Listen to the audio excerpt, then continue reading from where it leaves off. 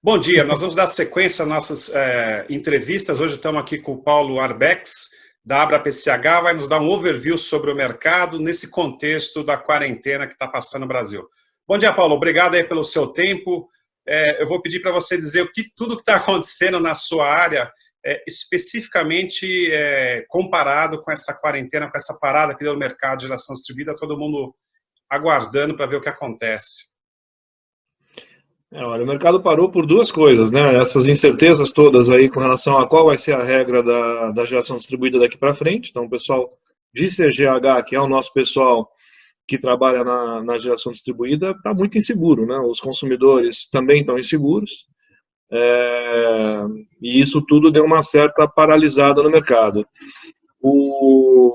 E o coronavírus está sendo uma tragédia, né? A demanda caiu uma barbaridade, está sobrando energia. O único ponto positivo é que está ajudando, está conseguindo encher um pouquinho os reservatórios das hidrelétricas aí para melhorar, né? Que a hora que você baixa demais o reservatório, você aumenta, você diminui a queda, né? A queda é o nível d'água em cima da usina, o nível d'água no reservatório, contra o nível d'água no canal de fuga, que é onde você devolve a água para o rio, né? E a hora que você usa o reservatório, você diminui a queda. Então, você precisa gastar mais água para gerar a mesma quantidade de energia elétrica. Então, isso prejudica muito as hidrelétricas. Nesse caso, eu acho que o que está acontecendo com vocês, no setor de vocês, é muito similar ao que está acontecendo com nós. Nós tivemos um forte impacto por causa do dólar, um forte impacto por causa da revisão da 482, parte do mercado ficou aguardando para ver o que aconteceria, parte do mercado correu para fazer rapidamente as instalações, e agora nós estamos aguardando a apresentação de um projeto de lei que vai tentar conseguir um consenso, né, de todos os players do mercado para o mercado continuar se desenvolvendo. Uma coisa que aconteceu muito depois da quarentena parou praticamente, né, parou completamente a demanda. Não temos mais projetos sendo solicitados, os que estavam em andamento estão parados, ou porque o investidor está aguardando para ver o que acontece, que é natural, é prudente, ou porque não pode sair para a rua, né, para vender, para instalar, para configurar, para não dar... Realmente o mercado está parado para nós e isso vai impactar o restante do ano com certeza. Está acontecendo a mesma coisa com vocês, pelo visto. Tá sim. E coisas graves, né? Tem gente que está com usina pronta, precisando terminar a linha de transmissão, que é uma coisa que você faz obra a céu aberto, ambiente aberto, com baixíssimo risco de contaminação, e não estão deixando trabalhar, né? E é uma coisa maluca, porque os ônibus estão rodando, o metrô está rodando, o comércio de alimentos está rodando, por que a construção de linha e energia elétrica, que é um serviço essencial, ainda mais agora que está todo mundo em casa, né? Não pode funcionar, né? Mas não pode. Então, acho que o governo precisava dar uma repensada um pouquinho, porque é impossível separar o país inteiro 3 meses. Não acontece. Né? E a gente está reparando... nós estamos percebendo também que não existe uma coordenação entre o governo federal e os governos estaduais, né? Existe uma certa disputa, inclusive os municipais também. No nosso caso, a gente orientou as empresas a entrar em contato com as prefeituras, mostrarem a quantidade de pessoas que vão trabalhar na obra, mostrar o risco e a proteção que eles estão utilizando e o risco que poderiam eventualmente estar correndo, e algumas prefeituras têm autorizado as equipes a ir a campo e fazer instalações. Eu estou falando de mini usinas, né? Usinas acima de 1 mega. Abaixo de 1 mega, as usinas menores, e no nosso caso, não é o caso de vocês, a gente tem muitas coisas em residências, a gente tem tratado caso a caso, e algumas vezes realmente precisa entrar, inclusive, liminar para colocar o pessoal na rua para conseguir executar projetos que, se pararem, vão causar prejuízos grandes ao investidor e prejuízos também ao cliente final. Isso está acontecendo com vocês, mas provavelmente em outra escala, né? Uma escala mais, porque a instalação de vocês demora mais tempo e os investimentos são todos grandes. Sim. E lockdown total não existe, né? É uma fantasia, né? Só existe na cabeça das pessoas, porque as pessoas continuam comendo, delivery... Precisam, né, continuar comendo. Não existe lockdown, né? Lockdown total não existe. E ele reflete na economia a médio e longo prazo. Exatamente.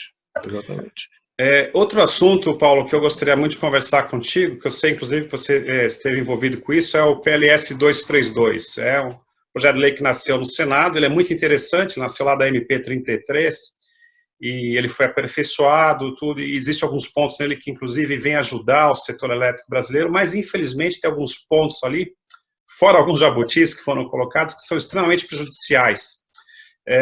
Eu queria que você falasse um pouquinho nisso, dentro do conhecimento da sua área, sobre o PLS 232. Tá. Olha, o PLS 232, ele nasceu lá da consulta pública 33. Na consulta pública de 33, o discurso todo, a linha toda era vamos migrar desse sistema hoje de planejamento mais centralizado para um sistema mais de mercado, em que o mercado define como vai ser a expansão do sistema e não mais o planejamento, né? E vamos aprimorar o mercado, vamos melhorar o mercado. E a gente não é contra, a princípio, partir para uma linha de mercado, né? Quando é mais mercado, menos planejamento central, você reduz aí um pouquinho o risco de corrupção, mas você aumenta muito a possibilidade de os grandes lobbies atuarem de outras formas, né?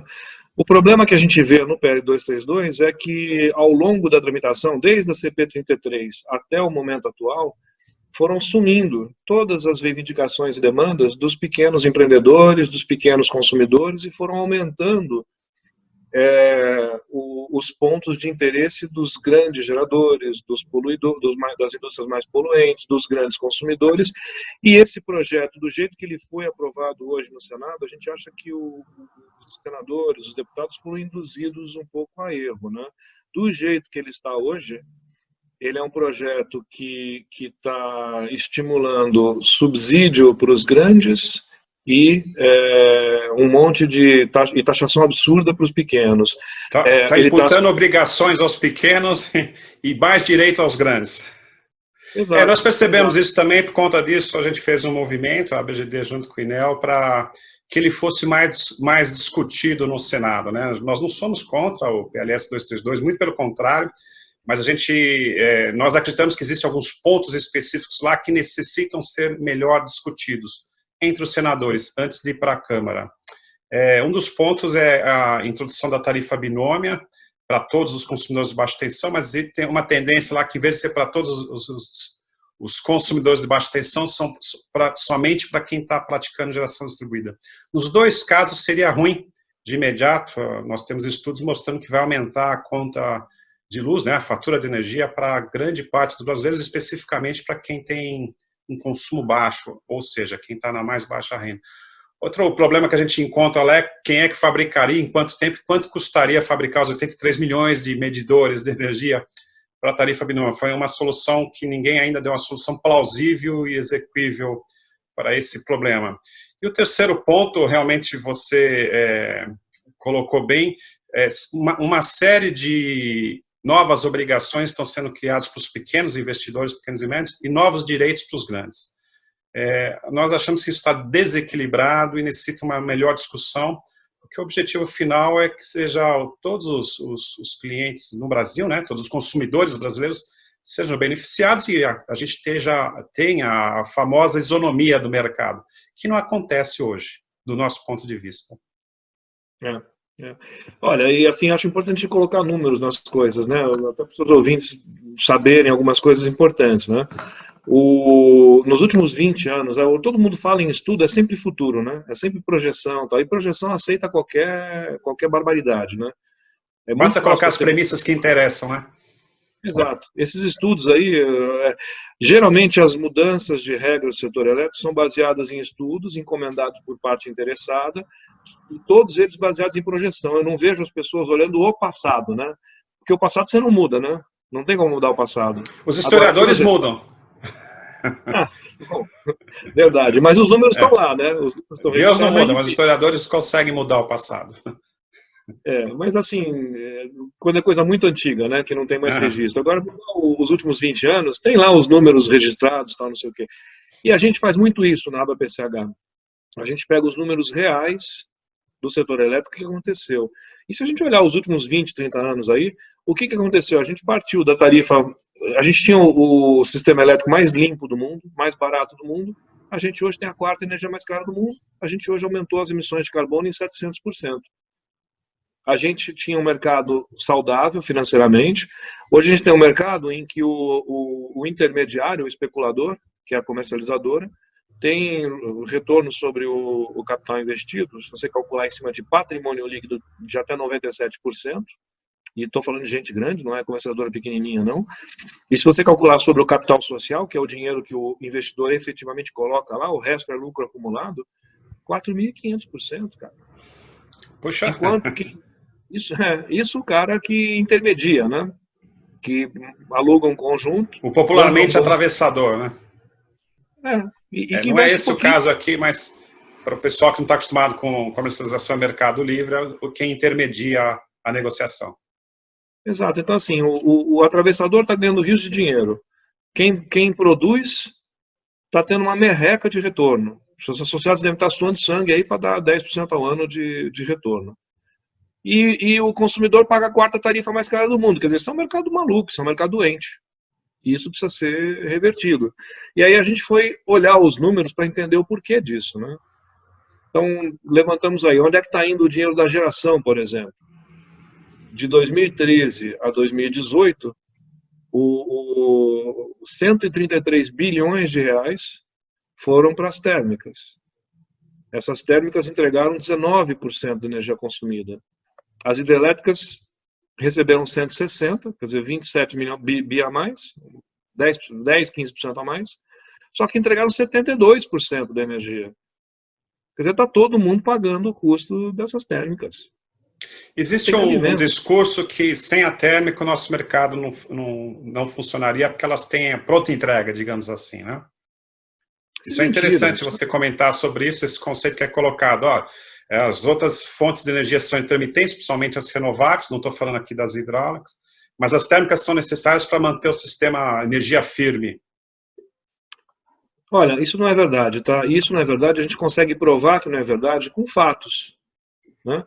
O nosso sistema hidrelétrico foi montado aí ao longo desde a década de 30 para frente, tá? Até o ano 2000, nós não tivemos nenhum apagão, nós não tínhamos problema de falta de energia, a energia era limpa, barata, renovável, estável, a gente atraiu indústrias eletrointensivas que vieram para cá pela segurança de que sempre tinha energia a um preço barato e uma energia ambientalmente adequada. Nunca deu problema, esse sistema funcionou 50, 60 anos sem falha.